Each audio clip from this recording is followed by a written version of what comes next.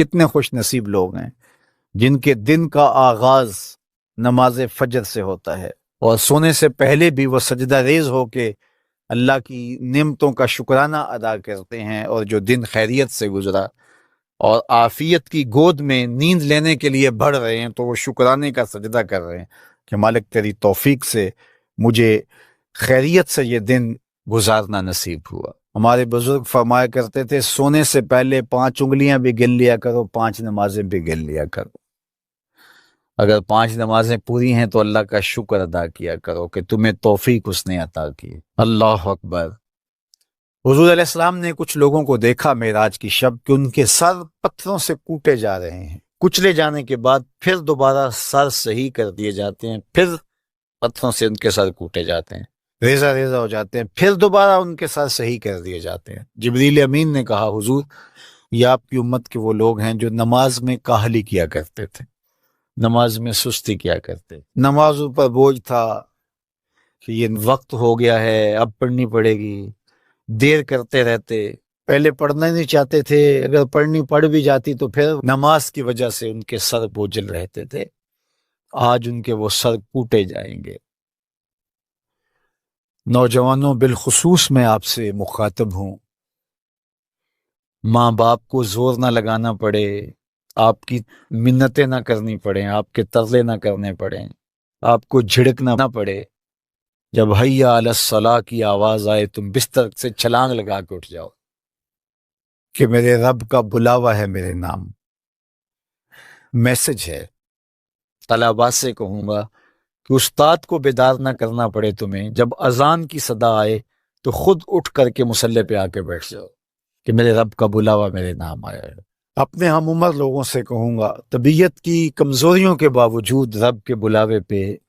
مصلی پہ بیٹھ جاؤ۔ نماز کا چھٹکارا نہیں ہے، رستگاری نہیں ہے۔ زکوٰۃ نصاب پہ واجب ہوتی ہے، حج استطاعت پہ واجب ہوتا ہے، روزہ صحت کے ساتھ مشروط ہے، اگر شیخ فانی ہے یا ایسی بیماری ہے روزہ نہیں رکھ سکتا فدیہ دے دے۔ مسافر کو چھوٹ ہے، بیمار کو چھوٹ ہے کہ وہ دیگر ایام میں اس کی قضا کر لے،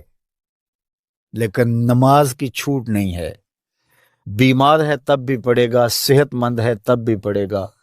حضر میں ہے تب بھی پڑھے گا، سفر میں ہے تب بھی پڑھے گا۔ بالغ کے اوپر نماز کی کسی صورت میں بھی رخصت نہیں ہے، کھڑے ہو کے نہیں پڑھ سکتا بیٹھ کے پڑھ لے، بیٹھ کے نہیں پڑھ سکتا لیٹ کے پڑھ لے، اشارے سے پڑھ لے، وضو کے لیے پانی دستیاب نہیں ہے تو تیمم کر لے،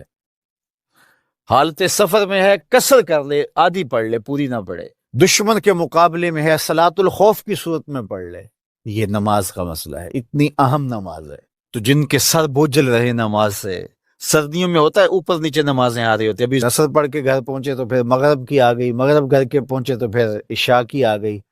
تو کئی لوگ کہتے ہیں اے تو مولویاں نے آت چکی ایک، ابھی تو پڑھ کے آئے ہیں۔ تو کیوں شوق نہیں ہے تمہیں؟ ایک نماز کے بعد وہیں بیٹھ کے دوسری نماز کے انتظار میں مسجد میں قیام کرنے والا،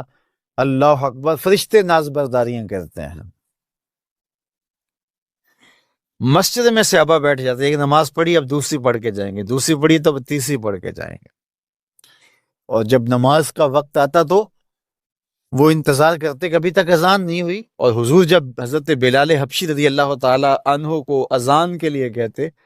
تو کہتے ارحنا یا بلال، بلال اٹھو ہمارے دل کو راحت پہنچاؤ۔ آنکھوں کی ٹھنڈک قرار دیا نا نماز کو، جعلت قرۃ عینی فی الصلاۃ، میری آنکھوں کی ٹھنڈک نماز میں رکھی گئی، تو یہ دل کا قرار ہے، راحت قلب محمد ہے صلی اللہ وآلہ وسلم۔ اللہ اکبر، یہ معراج کا تحفہ خاص ہے جو ہمیں نصیب ہوا۔